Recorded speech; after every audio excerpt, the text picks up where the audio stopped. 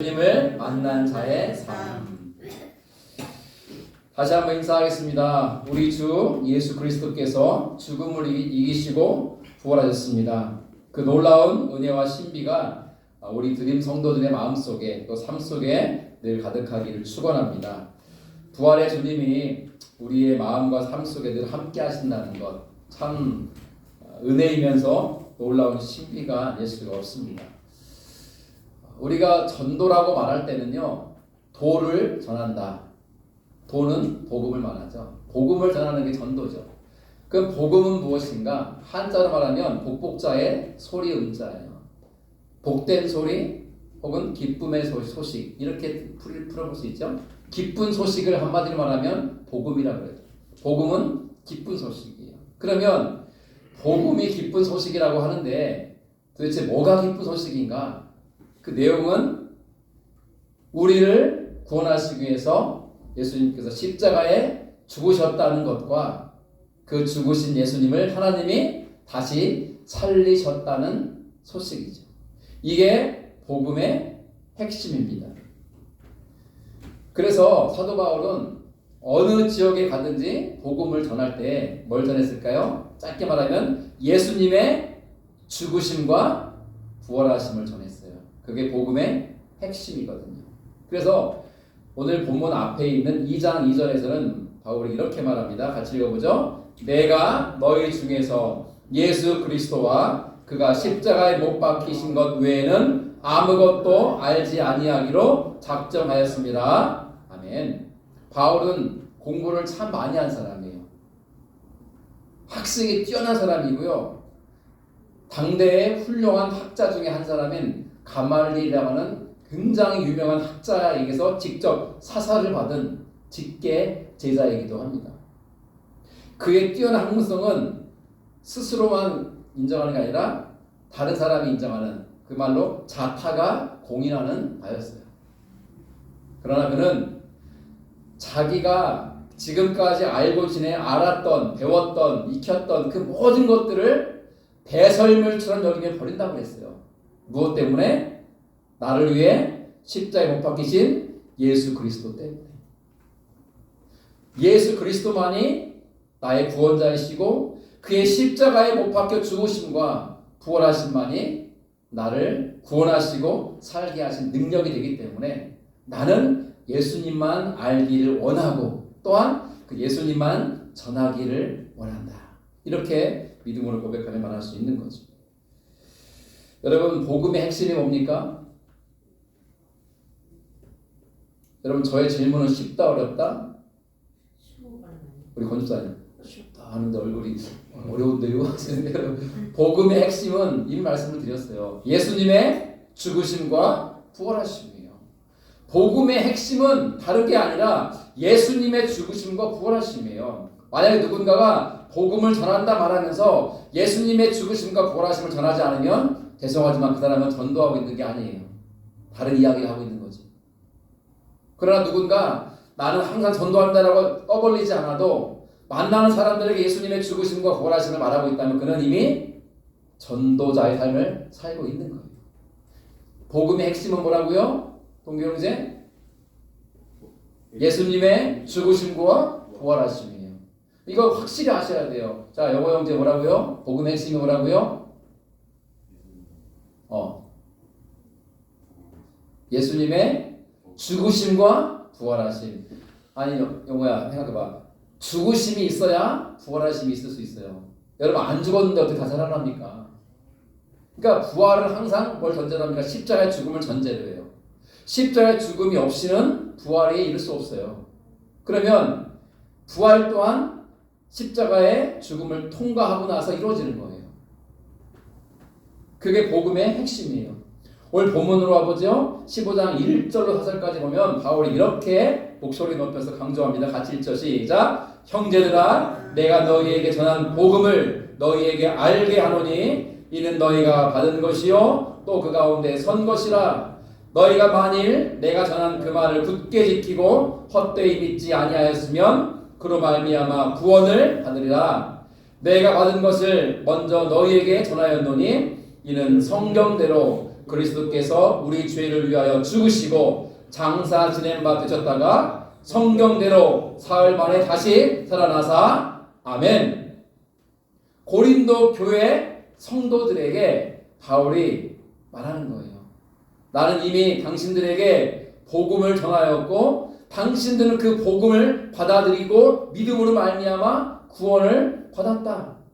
내가 당신들에게 전한 복음의 메시지가 무엇이냐? 성경대로 예수 그리스도께서 우리 죄를 위하여 죽으셨고 장사 지낸 바 되셨지만 다시 성경대로 사흘 만에 다시 살아나셨다는 그것이다. 그것이 복음이요 복음의 핵심이라는 거죠. 그러면 질문을 드릴게요.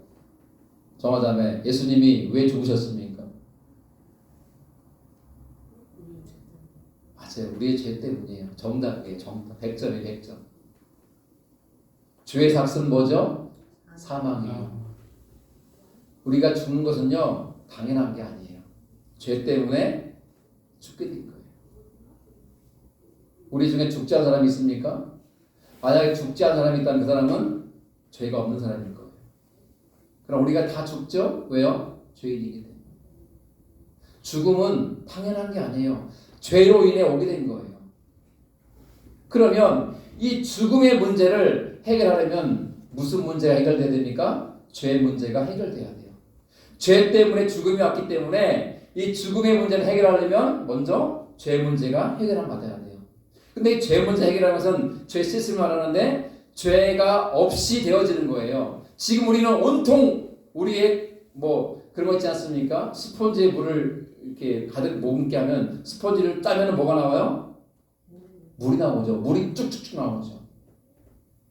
스펀지에 물을 적시면 그냥 그대로 있는 것 같지만 우리가 꽉 잡으면 물이 쭉 나와요. 그 속에 물이 가득하니까. 마찬가지로 저나 여러분들이나 짤 것도 없이 툭 치면 뭐가 나올까요? 죄가 나와요. 죄가. 우리는 그 정도로 죄인들이에요.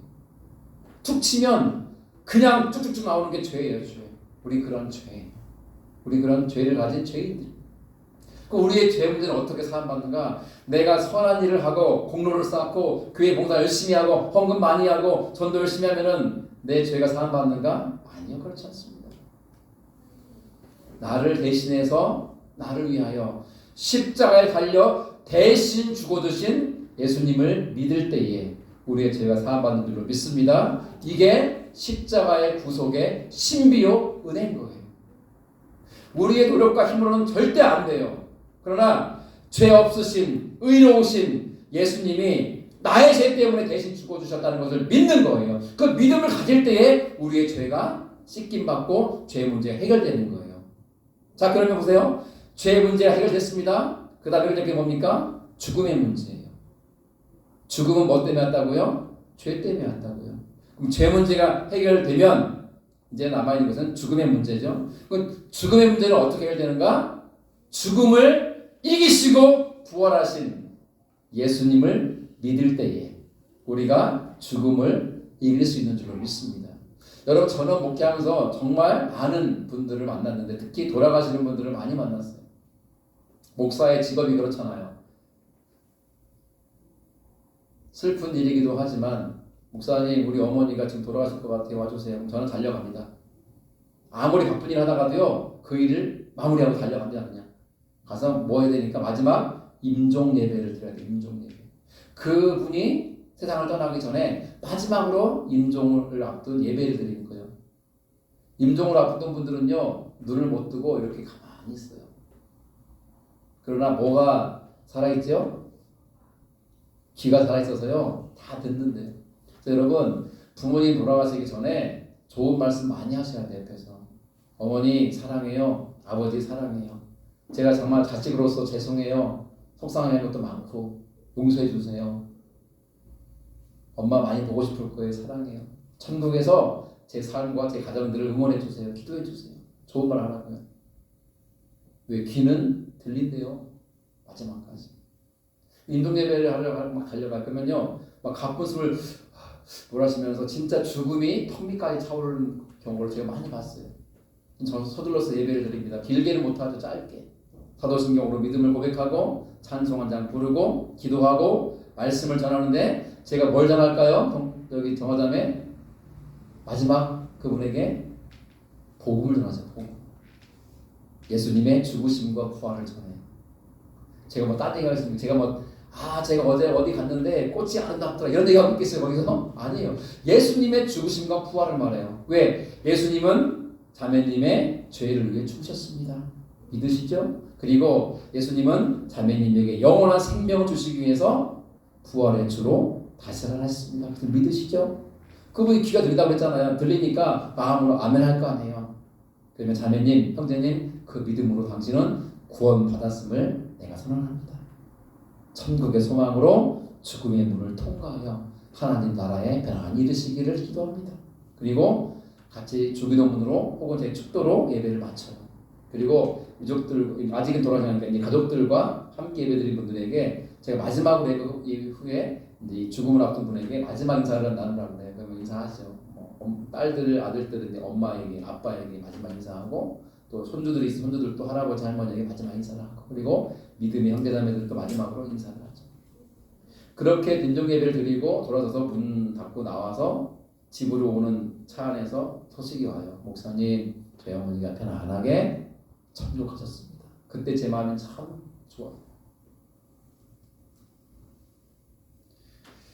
복음으로 바로 선 사람들은요 죽음을 두려워하지 않아요.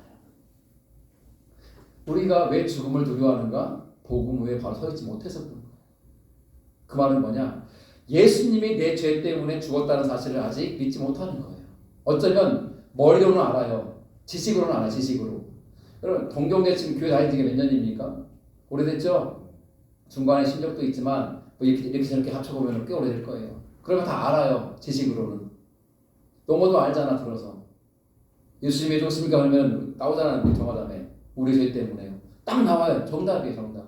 지식으로는 알아요. 근데 문제는 뭐냐? 그것을 내가 가슴으로 받아들이지 못하고 있는 거예요. 아직까지. 그러니 뭐가 다 두려운 거예요. 여러분 예수님의 죽으심은 우리의 모든 죄 문제를 한꺼번에 해결하신 엄청난 사건이에요. 그 예수님의 십자가의 죽으심 속에는 나의 죄가 담겨져 있는 거예요. 우리 어머니의 죄, 아버지의 죄, 내 형제자매의 죄만이 아니라 바로 나의 죄를 대신한 죽음이기 때문에.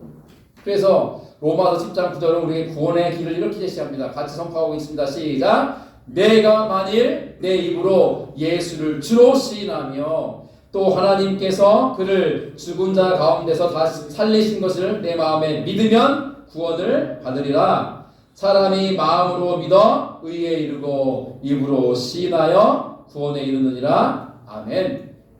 구원의 방법은 제시되어 있어요. 우리가 우리 입으로 뭘 시인해야 돼요? 예수님을 나의 구주와 주님으로 시인하는 거예요. 그리고 하나님께서 그 예수님을 죽은 자 가운데서 다시 살리신 것을 우리의 마음으로 믿어야 돼요. 그러면 뭐가 우리에게 임한다고요? 구원이 임한다는 거예요. 구원을 한다는 거예요. 그래서 우리는 마음으로 믿는 거예요. 마음으로. 다른 게 아니에요. 지식과 머리로 믿는 게 아니에요. 믿는 게 아니에요. 그래서 알고 있는 것 뿐이죠. 믿는 것은 마음으로 믿는 거예요. 마음으로 믿어 의에 이르고. 왜 의에 이른다고 그래요? 믿으니까 죄상 받았으니까 이렇게 되는 거예요. 그리고 입으로 그 믿음을 시인하는 거예요. 그러므로 우리는 구원에 이르는 거예요. 바울은 우리에게 구원의 길을 제시합니다. 그런데요, 고린도 교회에는 부활을 믿지 않는 교인들이 꽤 많았던 것 같아요. 부활은 무슨? 심지어 자기들이 부활할 것을 믿지 않을 뿐더러 누구의 부활을 안 믿어요? 예수님의 부활을 안 믿었어요. 죽으심을 믿었어요. 이영십사님, 아무개가 죽었대 라는 말을 들으면 그 사람이 죽은 것을 믿어요, 안 믿어요? 믿죠. 그럼 얘기들. 근데 아무개가 다시 살아났대 라는 말을 들으면 믿어요, 안 믿어요? 안 믿죠. 저 같아도 안 믿겠네요. 우리가 믿는 거는 죽으면 다 믿어요. 왜? 어차피 죽으니까. 그거 알아? 뭐요? 저기 반야월에 그 아무개 있지. 얘 죽었대. 그래? 이거 안 됐구만. 죽었다는 말은 믿어요. 근데 그가 다시 살아났다는 말을 하면은 뭔 소리요? 어떻게 죽은 자가 다시 살아난다는 말이야? 안 믿잖아요. 근데 고린도 교회 교인들 중에도 예수님의 죽으심을 믿었어요. 어차피 사람 다 죽으니까 예수님이 죽었다는 것은요 다 믿어요. 인정하고. 근데 예수님의 부활은요 글쎄요 부활이 가능할까요? 라고 아리송하게 여기며 의심하는 이들이 꽤 있었던 것 같아요. 뿐만 아니라 바울을 대적하는 자들이 어디가나 항상 있었는데 그들은 바울의 시비를 걸면서도 바울의 메시지가 핵심이 뭐였다고요? 예수님의 죽으심과 부활하심을 전하는데 예수님의 죽으심은 알겠다는 거예요. 근데 예수님의 부활하심은 믿을 수 없다는 거예요. 그러면서 왜 네가 말도 안 되는 소리를 전하고 있느냐? 라면서 오히려 바울을 공격하기에 이르렀어요. 그러나 바울은요 실망하지 않고 어디를 가든지 뭘 전하면 예수님의 죽으심과 부활하심을 전했어요. 여러분들은 예수님이 부활하신 것을 어떻게 믿으십니까?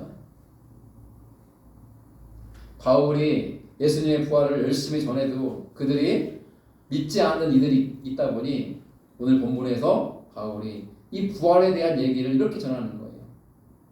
같이 아까 읽었던 말씀을 읽어보죠. 시작. 내가 받은 것을 먼저 너희에게 전하였노니 이는 성경대로 그리스도께서 우리 죄를 위하여 죽으시고 장사 지낸 바 되셨다가 성경대로 사흘 만에 다시 살아나사 전하는 거예요. 그러면서 그 다음 얘기 뭘 얘기하냐면 부활의 주님을 만난 사람들이 누군가를 설명합니다. 같이 읽죠. 시작. 게바에게 보이시고 후에 12 제자에게와 그 후에 500의 형제에게 일시에 보이셨나니 그 중에 지금까지 대다수는 살아있고 어떤 사람은 잠들었으며 그 후에 야고보에게 보이셨으며 그 후에 모든 사도에게와 맨 나중에 만삭되지 못하여 난 자 같은 내게도 보이셨느니라. 아멘. 예수님의 부활을 체험한 사람, 즉 부활하신 예수님을 만난 사람이 누구인가를 나열합니다. 첫째는 누굽니까? 게바. 게바가 누구예요? 베드로예요. 게바는 베드로를 말해야 돼요. 베드로가 부활하신 주님 만났죠. 그리고 12 제자가 부활하신 예수님을 만났어요. 그리고 또 누가 만납니까? 500의 형제가 부활하신 예수님을 봤는데 어떻게 봅니까? 빨간색. 일시에 봤다는 말이에요. 500의 형제가 같이 있는 자리에서 예수님이 나타나신 거예요. 여러분 500여 명이 예수님을 동시에 봤어요. 그럼 그게 환상입니까? 착시입니까? 착시라고요? 이게 어떻게 환상이고 착시입니까? 제가 여러분들에게 권집사님 전하는 집사님, 목사님이에요. 내가 글쎄 월요일날 새벽기도를 혼자 하다가 예수님이 찾아오실 때 만났단 말이야. 그러면 권집사님이 목사님 잘못 본 거겠죠. 환상 본 거죠. 환상. 용호한테 그렇게 말해보면 그렇게 목사님 착시 아니에요? 착시? 제가 혼자 예수님 맞다면요 그렇게 생각할 수 있어요. 그죠? 근데 500명이 일시에란 말이에요. 500명이 같이 있는 자리에서 동시에 부활하신 예수님을 봤다는 뜻이에요. 500명이 동시에 착시 현상을 일으킵니까?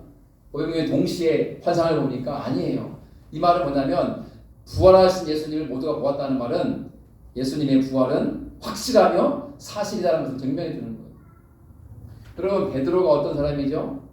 예수님을 3년 동안이나 따라다녔고 예수님이 십자가에 달려 돌아가신 며칠 전에 뭐라겠어요?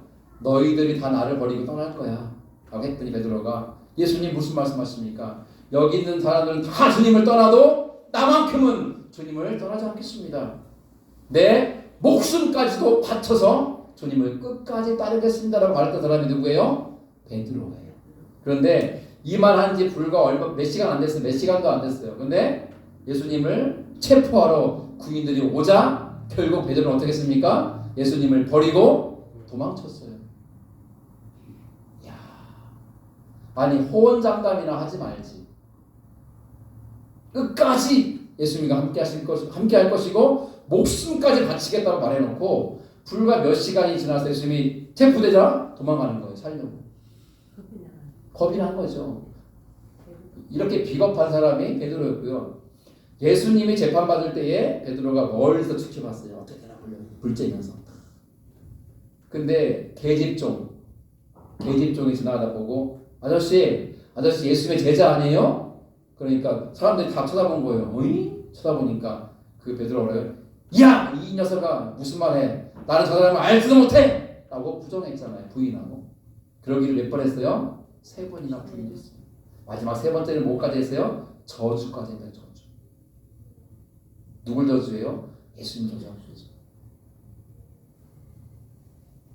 이랬던 베드로가 결국 예수님을 위해서 자기의 목숨을 초계와같이 버리고 예수님 전 십자가에 달려 죽었어요. 근데요, 전승에 의하면 베드로가 십자가에 달려 죽을 순교할 때에 그 사형 집행관에게 이렇게 말해요. 여보시오, 나는 예수님을 3번이나 부인한 사람이요. 그러니 나를 거꾸로 달아주시오. 내가 어찌 예수님처럼 십자가에 달려 죽을 수 있겠나이까? 나를 거꾸로 달아주시옵소서. 사람이 거꾸로 달리면 어떻게 될까요? 끔찍한 얘기지만 눈과 코와 뭐 귀 이런 데서 다 피가 터져 나오는 거예요. 피가. 베드로가 그렇게 죽었대요. 어떻게 베드로가 그렇게 순교할 수 있을까요? 부활의 주님을 만났기 때문에. 예수님의 친동생 가운데는요, 야고보가 있어요. 야고보가. 여러분, 예수님 동생 야고보는 어떤 사람이었을까요? 예수님을요 믿지 않았어요. 자기 형을 우습게 여겼어요. 나중에 예, 사람들이 그랬어요. 야, 예수 살아계실 때 얘기예요. 야, 니네 형 예수가 미쳤나 보다. 귀신 들렸나 봐. 헛소리가 하고 다니는 것 같아. 이 말 듣고 야고보가 동생들을 데리고요 어머니와 함께 예수님을 잡으러 갔어요. 창피하니까. 집안 방신은 아니에요. 형이 미쳐가지고 귀신 들려가지고 다니면서 막 사람들한테 막 문제를 일으키니까 잡아야 될 거 아니야. 집안 방신 싣고 있으니까. 그래서 이런 일이 벌어져요. 같이 읽죠. 마가복음 3장 20절 시작. 예수의 친족들이 듣고 그를 붙들러 나오니 이는 그가 미쳤다 하밀러라. 이 중에 누가 끊어냐면 야고보가 끊었어요. 야고보가 제일 큰 동생이거든요. 예수님 바로 밑에 동생. 형을 잡으러 온 거예요. 미쳤다고 여겨져가지고. 그리고 이런 일도 있어요. 한 번은 초막절 절기가 있어서 보통 예루살렘에 가가지고 절기를 지키는데 초막절이 다가온 예수님이 예루살렘에 안 가는 거예요. 그러니까 야고보가 그랬어요. 형, 왜 예루살렘에 안 가요? 형 기적도 잘 일으키던데 가가지고 기적도 일으키고 아주 놀라운 일을 사람들에게 보여줘가지고 당신의 제자들도 당신을 더 믿게 만들고 많은 사람들에게 인기를 한 몸에 받으면 좋지 않겠소? 라고 말을 하는데 그 말을 왜 했냐면 요한복음 7장을 같이 읽죠. 시작. 이는 그 형제들까지도 예수를 믿지 아니함이라. 예수님의 기적과 능력을 믿어서 한 말이 아니라 형을 믿지 못했기 때문에 비웃으면서 한 말이에요. 형, 왜 이 조그만 동네에 서 있어? 갈릴리에 있으면 뭐해? 예루살렘에 가가지고 성공해야지. 그 말했던 사람이 야고보예요. 형을 부정적으로 인식했고 믿지 않았고 미쳤거나 귀신 들린 줄 알았던 야고보였어요. 야고보가 나중에 어떤 사람이냐면 예루살렘 교회의 최고 리더가 돼요. 예루살렘 교회 담임 목사가 돼요. 그 말은 뭡니까? 예수님을 인간적 내 형으로가 아니라 나를 죄에서 구원하신 주님으로 믿었기 때문에 가능했는데 그가 어떻게 예수님을 형이 아닌 주님으로 믿게 되었는가? 바로 부활하신 예수님을 만났기 때문이에요. 이제 마지막 오늘 이야기를 나눕니다. 먼저 사도가 뭘까요? 사도? 사도는요 헬라어로 같이 읽어볼게요. 시작. 아포스톨로스. 이게 사도라는 뜻이에요. 사도 바울 할 때 사도 베드로 할 때 사도 그 뜻이에요. 뜻은 뭐냐면 같이 읽게 시작. 보냄을 받은 자라는 뜻이에요. 보냄을 받은 자. 이 사도라는 말 자체가 보냄을 받은 자라는 뜻이에요.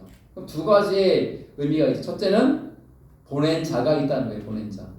둘째는 그 보낸 자로부터 보냄을 받은 자들이 또 있다는 거예요. 그죠? 그러면 사도는 누가 보낸 사람들일까요? 하나님 말씀을 전하라고 예수님으로부터 보냄받은 사람들이죠. 그러면 사도가 되기 위해 세 가지 조건이 있었어요.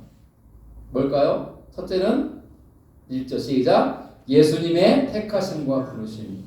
여러분 아무나 갑자기 용어가 일어나가지고 목사님 오늘부터 사도입니다. 사도를 불러주세요 하면 제가 뭐라고 할까요? 용어야 네가 좀 요즘 마음이 힘들었는 것 같은데 마음을 좀 가라앉히지 않을래? 이렇게 얘기하지 않을까요? 그냥 갑자기 저요 사도가 될게요 하면 되는 게 아니잖아요. 사도가 되려면 조건이 세 가지 처되면 예수님의 택하심과 부르심을 입어야 돼요.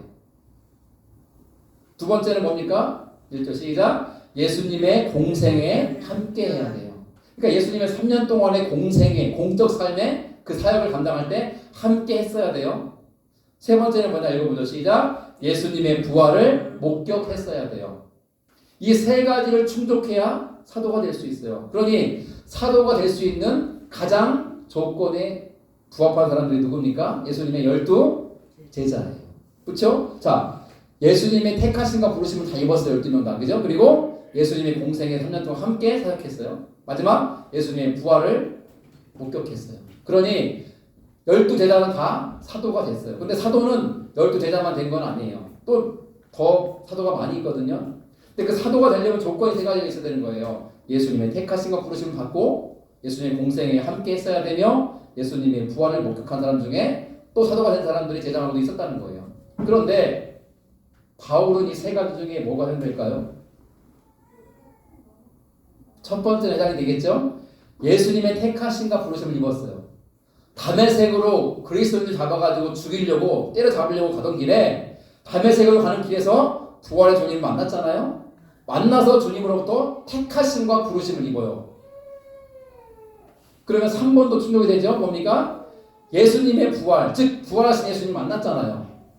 두 가지는 충족이 돼요. 근데 두 번째는 충족이 안 돼요. 뭡니까? 예수님의 공생에 함께 하지는 않았어요. 나이 차이도 있고 시차가 있으니까.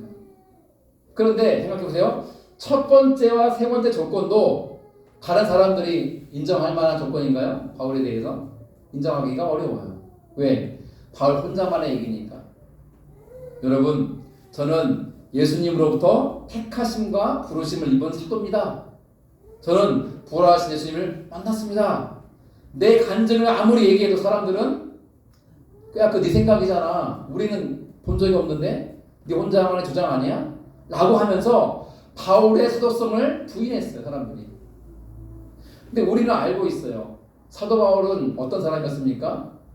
이전에 예수 만나기 전에 나쁜 사람으로는 충족이 안 돼요. 나쁜 놈이었잖아요. 나쁜 놈. 나쁜 놈이라는 것도 부족해요. 악랄한 놈이 악랄한 놈. 하여간 왜 그런지 모르지만 예수쟁이들이 너무너무 싫은 거예요. 예수쟁이들이. 예수 믿는 예수쟁이들이 어디 있다면요. 득다가 쫓아가가지고 체포하고 끌고 오고 채찍으로 때리고 두들겨 패고 감옥에 가두고 심지어 죽이는 거예요. 이런 잔인한 일을 벌였던 사람이 바울이에요. 그랬던 바울이 어떻게 해서 그 예수 그리스도의 죽으심과 부활을 전하는 전도자가 되었을까?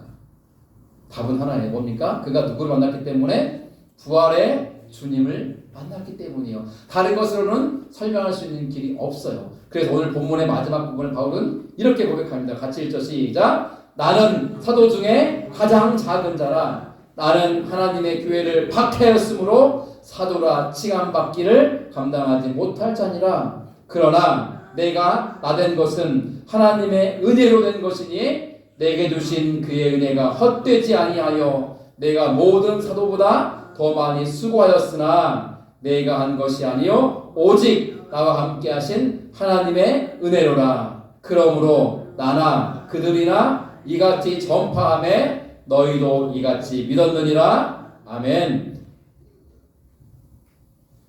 여러분, 사도들 가운데 바울보다 더 많은 일을 한 사람이 있으면 손들어 보십시오. 아는 사람이 있으면. 12사도를 비롯해서 그 당시 많은 사도 가운데 바울만큼 큰 일을 한 사람은 없습니다. 바울만큼 많은 주의 사역을 감당하며 수많은 사람을 전도하여 구원시킨 사람도 없습니다. 바울처럼 그 많은 교회를 세우고 개척한 사람도 없습니다. 바울처럼 하나님의 사명을 평생 자신을 송두리째 내어드려 바쳐 헌신한 사람도 없을 것 같습니다. 그런데 그는요, 공치사하지 않았어요. 오늘 교회의 문제가 하나 뭡니까? 내가 했다는 것을 드러내는 거예요. 이 꽃을 헌화하고 부활절 준비에 여러 가지 도움을 주시는 권사님이 계신데 그 권사님 사실은 주부의 이름 싣지 말고 제가 보내드린 거 아무도 모르게 해주세요 했거든요. 근데 제가 그럴 수가 있나요? 우리끼리 알아야 될 거 아니에요.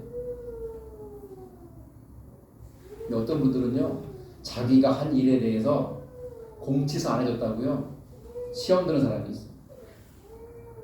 동경제가 월급 받아가지고 내 이번 달 월급은 우리 교회에 어떤 비품이 필요한데 이 비품을 좀 선물해야 되겠다 해가지고 그걸 사가지고 교회다가 탁 갖다 놨어요. 아유, 동경제 너무나 고맙다고 어떻게 이걸 선물했냐고 해. 근데 그 다음 주보에 안 실렸어요.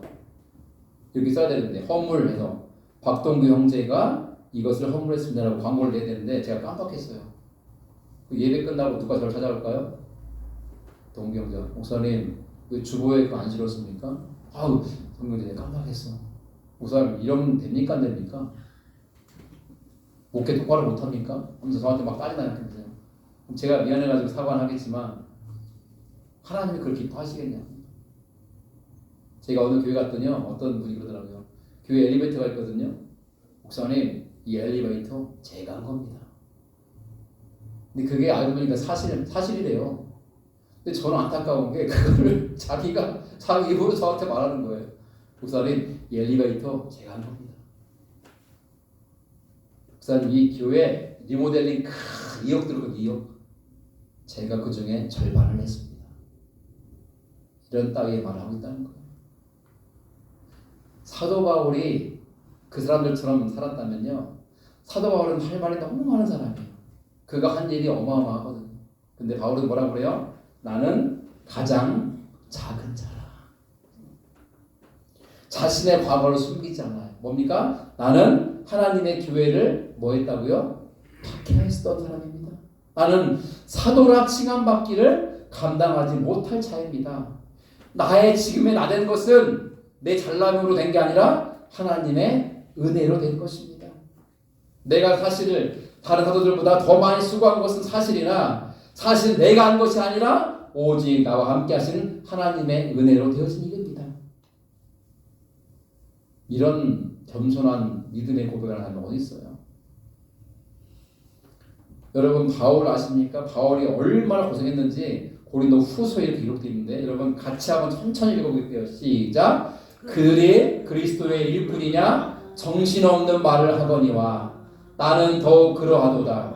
내가 수고를 넘치도록 하고 옥에 갇히기도 더 많이 하고 매도 수없이 맞고 여러 번 죽을 뻔하였으니 유대인들에게 40에서 하나 감한 매를 5번 맞았으며 3번 태장으로 맞고 1번 돌로 맞고 3번 파선하고 일주야를 깊은 바다에서 지냈으며 여러 번 여행하면서 강의 위험과 강도의 위험과 동족의 위험과 이방인의 위험과 시내의 위험과 광야의 위험과 바다의 위험과 거짓 형제 중의 위험을 당하고 또 수고하며 애쓰고 여러 번 자지 못하고 줄이며 목마르고 여러 번 굶고 춥고 헐벗었노라.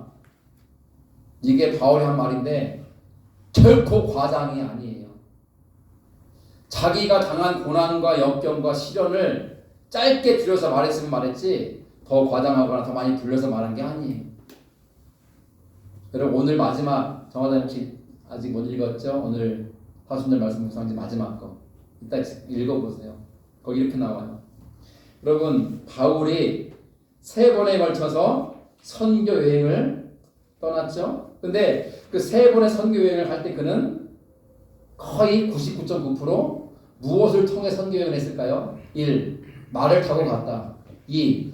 자동차를 타고 갔다. 3. 걸어서 갔다. 답은 3번 걸어서 갔다. 답이 어렵지 않죠?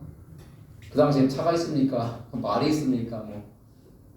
여러분 그가 걸은요 거리가 무려 최소한 2만 킬로 이상 된대요. 2만 최소한 2만 킬로. 최소한 2만 킬로 걸어본 적이 있었습니까? 2만 킬로. 네. 자동차도 2만 킬로 타려면요 1년은 타야 돼요. 1년은 막 열심히 2만 킬로 되려면. 그런데 오롯이 걸어서 2만 킬로 넘는 긴 거리를 1차, 2차, 3차 선교여행을 했고요. 그가 선교여행한 날수를 더해보니까 대략 11년이에요. 11년. 그러니 이 말이 나오죠. 내가 강의 위험과 강도의 위험과 그죠? 이방인의 위험과 동족의 위험과 신의 위험과 바다의 위험과 광야의 위험과 거짓 형제 중의 위험과 자지도 못하고 목마르고 굶고 춥고 헐벗고 매맞고 수없이 죽을 뻔하고 아시죠? 독사에 물려 죽을 뻔하고 배가 파손되어 죽을 뻔하고 하여간 또 40명이 결성이 돼가지고 사도 바울을 죽이지 않으면 우리가 먹지도 마시지 않으리라 하는 사람들이 있었어요. 그러니까 항상 바울을 죽이려 쫓아오는 이들이 있었던 거죠. 그랬던 바울. 그러나 그는 끝까지 예수 그리스도의 죽으심과 부활하심을 전했어요. 어떻게 이런 일이 가능합니까? 바울이 누구를 만났기 때문에? 부활의 주님을 만났기 때문에. 이제 말씀을 정리할게요. 그러면서 바울이 이런 고백을 합니다. 갈라디아 2장 20절 여러분 암송하는 분도 계시죠? 시작. 내가 그리스도와 함께 십자가에 못 박혔나니 그런즉 이제는 내가 사는 것이 아니요 오직 내 안에 그리스도께서 사시는 것이라. 이제 내가 육체 가운데 사는 것은 나를 위하여 자기 자신을 버리신 하나님의 아들을 믿는 믿음 안에 사는 것이라. 아멘. 이런 고백을 하는 거예요. 하나의 예화를 드리고 설교를 끝내려는데요. 제 얘기는 아니고요. 10년 전인 2014년에 40살이었던, 지금은 50살이 됐겠죠. 40살이 되었던 한 예수 믿지 않는 남자가 아내를 통해서 예수 믿게 된 이야기예요. 10년 전 그 남자는 인생 중에서 가장 혹독하고 아픈 1년을 보냅니다. 인라인 스케이트를 타고 하는 하키가 있대요. 인라인 하키팀에 자기가 취미생활을 하고 있었는데 인라인을 타고 하는 하키 경기 중에 자기가 이렇게 스틱으로 치는 바람에 후배가 머리를 크게 다쳐가지고 큰 부상을 입는 일이 있었대요. 그 일 후에 그 인라인 하키를 당분간 그만둔 거예요. 미안한 마음이 있고 하니까. 근데 그 후배가 점점 나아갈 즈음에 다시 인라인 하키를 시작했는데 오랜만에 시작한 터라 경기 중에 자기가 이렇게 코뼈가 부러지는 부상을 입습니다. 이 코뼈가 얼마나 아파요. 여기가 뭐 맞은 거죠, 뭐 이렇게. 근데 그게 이제 시작이었죠. 그리고 얼마 지나지 않아서 그의 아버지가 사고로 당해서 돌아가십니다. 아버지가 돌아가시자 아버지가 감당하던 집안의 모든 짐들을 큰아들인 이 남자가 감당하게 됩니다. 어머니는 건강이 좋지 않았고 몸이 많이 불편했어요. 아팠어요. 그런데 불구하고 어머니는 할머니를 모시고 살았어요. 어머니 입장에서는 시어머니겠죠. 이 사람의 입장에서 말하면 할머니니까 할머니를 모시고 살았는데 그 치매 걸린 할머니를 몸이 불편하고 아픈 어머니가 도무지 모실 수가 없어서 아픈 마음이지만 요양병원에 할머니를 보냅니다. 갑자기 집안의 모든 문제를 떠안고 혼자 고민하면서 갈등하면서 힘겨워하는 그의 모습을 보고 그의 아내가 짐짓 실망을 합니다. 그때부터 그 사람은 아내와 갈등이 생기고 말다툼도 하게 됩니다. 그의 삶 전체가 흔들리기 시작하죠. 그게 전부가 아니었습니다. 어머니 명의로 된 집이 하나 있었는데 그 집을 팔고 이제 어머니를 자기 집에 모시고 사는 과정 속에서 어머니 명의의 집을 팔고 처리하는 과정에서 그 돈 문제 때문에 하나밖에 없는 남동생과 의가 상해서 큰 다툼 속에 이제는 연락도 안 하고 지내게 된 거예요. 항상 형제가 뭐 때문에 싸우죠? 돈 때문에 싸우죠. 그런 일이 벌어진 거예요. 설상가상으로 요양병원에 가신 지 얼마 안 돼서 자기를 가장 사랑해 주셨던 할머니가 돌아가셨어요. 뿐만 아니라 다니던 회사가 부도나가지고 한순간 매각돼 버린 거예요.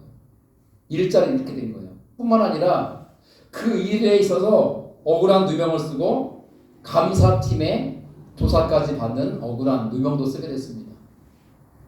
여러분 이쯤 되면은 어떤 마음이 들 것 같으세요? 이게 그 1년에 일어난 일이에요. 그 1년 사이에. 코뼈 부러지고 아버지 돌아가시고 할머니를 요양병원에 모셨는데 얼마 안 돼 돌아가시고 불편한 어머니를 모시고 오면서 어머니 명의의 집을 팔고 처리하는 과정에서 돈 문제 때문에 동생과 의상에서 싸우고 갈라지고, 흔들리는 내 삶의 모습을 바라보는 아내가 원망을 하자 아내와 말다툼을 하고 갈등이 생기고, 더구나 다니던 회사가 부도나서 넘어가 버리고, 뿐만 아니라 그 일에 있어서 내가 책임 있는 것처럼 억울한 누명을 쓰고 감사팀에 조사까지 받고, 이쯤 되면요 삶의 벼랑 끝에 몰린 거예요. 그렇죠? 근데 그렇게 고통스러운 시간 속에 아내가 남편에게 권유합니다. 여보, 나와 함께 교회 갑시다. 그때 그는 지푸라기도 잡고 싶은 심정이었기에 아내를 따라 아내가 다니는 교회를 처음 갑니다. 그리고 세가족 교육을 받고 또 양육을 받으면서 매일매일 큐티를 하는 과제를 하는데, 매일 말씀을 읽고 뜻은 모르지만 읽고 아내와 큐티한 내용을 나누는 그런 시간들을 매일 갔던 중에 그는 드디어 말씀을 통해 예수 그리스도의 죽으심은 나의 죄를 위한 죽으심이고 예수님의 부활하심은 나에게 영원한 생명을 주시기 위한 생명의 주로서의 부활이라는 사실을 깨닫게 되고 예수님 영접하게 됩니다. 그러면서 그는 하나씩 풀려지기 시작하는 거예요. 그렇구나. 지금 내 삶에 처한 고난과 혼란은 그 자체가 전부가 아니라 그 속에 숨겨져 있는 하나님의 크고 원대한 계획과 하나님 앞에 담겨져 있는 거구나. 나로 하여금 예수님의 죽음과 부활하심을 믿게 하려고, 나를 구원하시려고 나를 그러한 고난과 고통 속에 넣으셨다는 사실을 비로소 깨닫게 된 것이죠. 그러자 그는 그 마음속에 동생에 대한 마음이 생겼어요. 동생과 관계가 끊었다고 했잖아요. 끊어진 동생과의 관계를 맺어보고자 동생을 위해 기도하기 시작했어요. 기도하는 가운데 하나님이 감동 주시기를 따뜻한 메시지로 매일매일 문자를 보내라는 마음의 감동이 와서 그는 자존심을 다 내려놓고 동생에게 문자를 보내기 시작했어요. 그렇게 시간이 지나가며 어느 날 다쳤던 동생의 마음이 기적같이 열리고 형과 동생은 화해를 하게 됩니다. 그때 그는 깨닫습니다. 내가 예수님을 나의 구주와 주님 영접하고 나니 내 인생에 묶여있는 문제들이 하나씩 풀려지는구나. 제 얘기가 아니라 책에 실려있는 한 성도의 간증이에요. 간증. 저는 그걸 읽으면서 너무나 가슴이 뭉클했어요. 여러분 혹시 지금 어떤 걱정이 있습니까? 염려가 있습니까? 혹시 근심이 있고 두려움이 있습니까? 무엇 때문입니까? 어쩌면 그것은 예수님의 죽으심을 믿지 못하기 때문이고 예수님의 부활하심을 역시 믿지 못하기 때문은 아닙니까? 자신에게 물을 시간이에요. 나는 정말 예수님의 죽으심이 나를 위한 죽으심을 믿는가? 예수님 부활하심이 나를 위한 부활하심이라는 사실을 믿고 있는가? 정말 예수님의 죽으심과 부활을 믿는다면 우리는 주저앉아 있을 수 없습니다.